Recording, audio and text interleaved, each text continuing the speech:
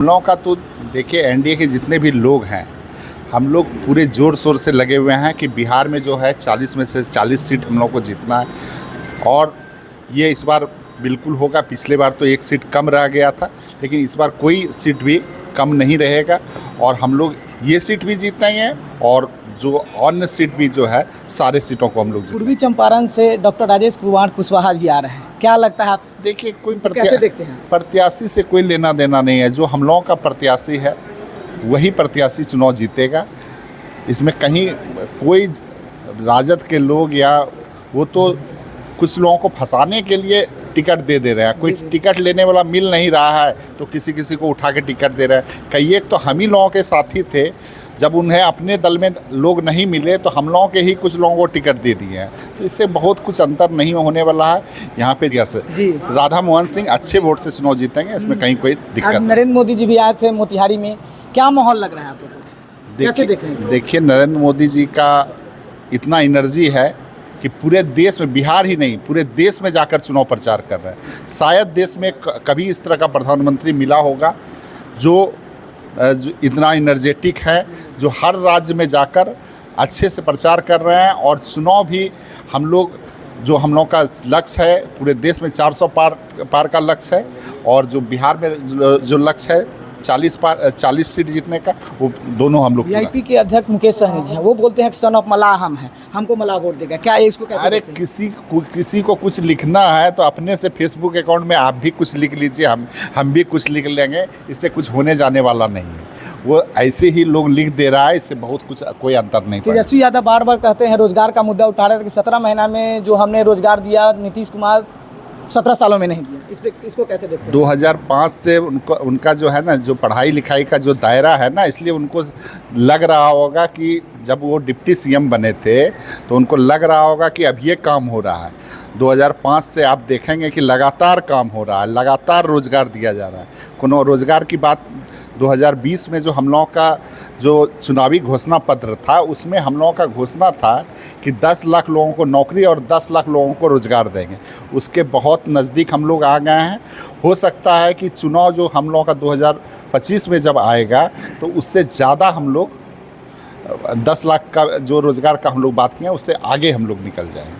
तेजस्वी यादव बीच मंच से बोलते हैं, हमेशा वो बोलते हैं कि अगर नरेंद्र मोदी तीसरा बार प्रधानमंत्री बन जाएगा तो संविधान खतरा में आ जाएगा, लोकतंत्र खतरा में आ जाएगा, आरक्षण हटा देंगे मोदी जी। इसको कैसे देखते हैं? देखिए, इस देश में आरक्षण आज़ादी के बाद जब से आरक्षण मिला है, आरक्षण को कोई ख़त्म नहीं कर सकता। इस बात को स्पष्ट आप बना लीजिए।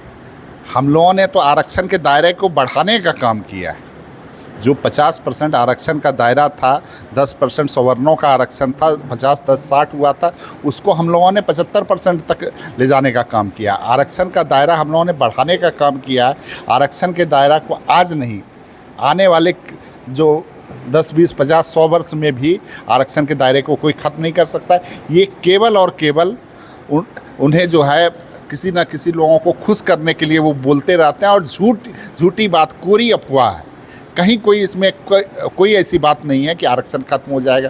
अरे कोई सोशल मीडिया पे कुछ लिख दिया, उससे थोड़ी आरक्षण खत्म होता है। संविधान नियम से चलता है। उन्हें नियम कहाँ से पता होगा? जब वो 10वीं और 11वीं और 12वीं पढ़े ही नहीं तो उन्हें नियम कहाँ से पता चलेगा? वो बार बार बोलते हैं कि विकास हम जितना किए उतना कोई नहीं किया है 17 महीने में। अपने पिताजी और माताजी का जो विकास उन्हें देखना चाहिए था, उन्होंने चरवाहा विद्यालय बनवाया। उन लोगों ने जो विद्यालय बनाया, चरवाहा विद्यालय बनाया। हम लोगों को जब सरकार बनाने का मौका मिला, हम लोगों ने प्रत्येक ज़िले में मेडिकल कॉलेज बनवाया, इंजीनियरिंग कॉलेज बनवाया, पॉलिटेक्निक कॉलेज बनवाया, प्रत्येक पंचायत में हाई स्कूल का निर्माण करवाया। हम लोगों ने एक से एक बड़ा काम किया। अल्पसंख्यकों के लिए, अल्पसंख्यक की राजनीति वो करते थे, अल्पसंख्यकों के लिए कभी कोई एक विद्यालय बनवाने का काम किए क्या? मदरसा में के शिक्षक को पैसा देने का काम किए क्या? कोई काम वो उन्होंने नहीं किया है।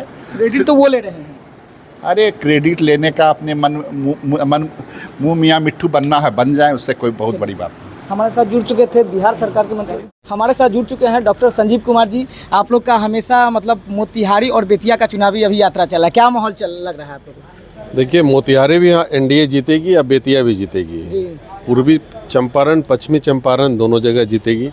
अभी मैं पश्चिमी चंपारण में 3-4 दिन लगातार कैंपेन करके आया हूँ, तो एकदम श्योर है कि डॉक्टर संजय जायसवाल बहुत अच्छे मतों से जीतने जा रहे हैं। अमित शाह भी वहाँ आए थे। जी, अमित शाह भी आए थे, मैं भी था वहाँ पे। तो 100% है, एकदम जनता भी जागरूक है वहाँ की, और जात पात की बात पे नहीं आने वाली है, सिर्फ विकास देख रहे हैं। और डॉक्टर संजय जायसवाल ने बहुत अच्छा विकास का कार्य किया है पिछले 15 साल में। आज मोदी जी आए थे मोतिहारी में, इसको कैसे आप देखते हैं? तो भाई चुनाव है तो आएंगे ही ना, मोदी जी भी आएंगे कैंपेनिंग के लिए।